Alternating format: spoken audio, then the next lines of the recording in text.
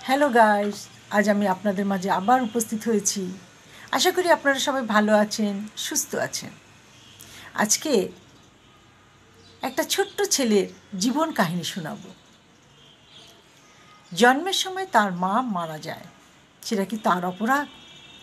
আমি তো বলি তার অপরাধ না, তার ভাগ্যে ছিল তার জন্মের সময় তার মা মারা যাবে। ওই শিশুটাকে কিভাবে মানুষ করবে? দাদি হতাশ হয়ে গেল, ওর বাবা পাগল হয়ে গেল। এত বছর পর আমার একটা ছেলে হলো, তাও তার মাটা মারা গেল। আমার এই ছেলেকে কে ভালো রাখবে, কে বাঁচাবে, কে তাকে বড় করবে? বহু চিন্তা ভাবনা করে তার মা ছেলেকে একটা বিয়ে দিল। সেই ঘরে বউ আসলো। বউটা প্রথমে ভালোই ছিল, ছোট্ট একটা শিশুকে পেয়ে খুব আদর যত্ন করে সে বড় করছিল। মাহারা সন্তান মা কাছে পেয়ে সে নিজেকে তার নিজের সন্তান মনে করে বড় হতে লাগলো, তার কোলে পিঠে মানুষ হতে লাগলো। কিন্তু কয়দিন, 5 বছর পর যখন তার ঘরে একটা সন্তান আসলো, তখন আর এই ছেলেটাকে সে ভালোবাসতো না। কিন্তু ছেলেটার কি অপরাধ? ছেলেটাকে কাজের মেয়েদের হাতে খাওয়াতে দিত, কাজের মেয়েদের সাথে রাখতো। আর ঠান্ডা লাগলো কি গরম লাগলো কি জ্বর আসলো, মাটা ঘুরেও দেখতে যেত না। ধীরে ধীরে ছেলেটা নিজেকে গুটিয়ে নিতে শুরু করলো। তখন তার নানা নানি, নিজের নানা নানি এসে তাকে বলল, সৎ মা কী করবে, মেনে নিতে হবে। এই যে সৎ মা কথাটা মাথার মধ্যে ঢুকিয়ে দিল আর মায়ের কার্যক্রমগুলো চোখে পড়তে লাগলো, তখন সে হতাশায় আর মানে দুঃখে ভরাক্রান্ত হৃদয় নিয়ে সে সবসময় মন খারাপ করে পড়ে থাকতো। স্কুলের লেখাপড়ায় মন বসতো না। টিচাররা তাকে ডেকে বলতো, কি হয়েছে তোমার, কেন তুমি এরকম করে থাকো? সে টিচারদের কাছে নির্দ্বিধায় সব বলে দিত। বাচ্চা মানুষ তো, কষ্ট সহ্য করতে পারত না। একদিন টিচাররা তার বাবাকে ডেকে আনলো।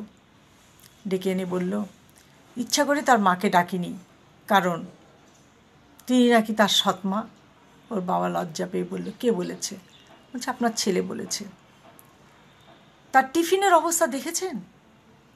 সব সন্তান ছেলেমেয়েরা টিফিন খাচ্ছে, ছাত্রছাত্রীরা টিফিন খাচ্ছে, আর আপনার ছেলে দূরে চুপ করে ওদের দিকে তাকিয়ে আছে।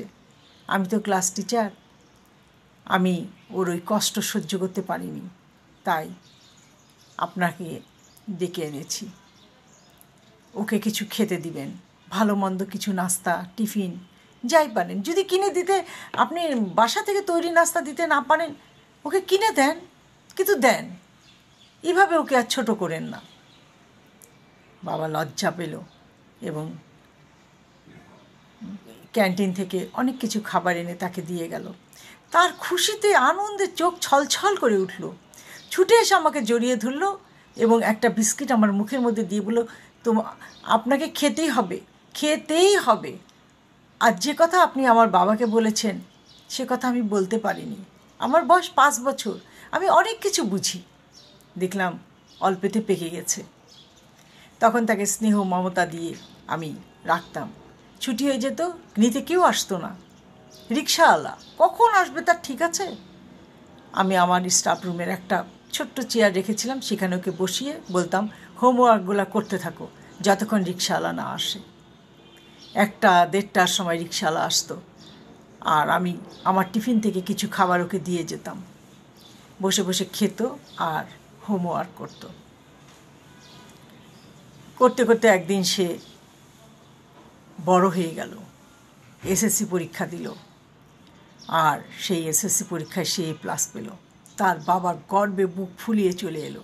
মনে মনে বললাম, আজও তার সৎমা তাকে নিজের করে নেয়নি, কাজেই সে কি করে সৎমাকে আপন ভাববে?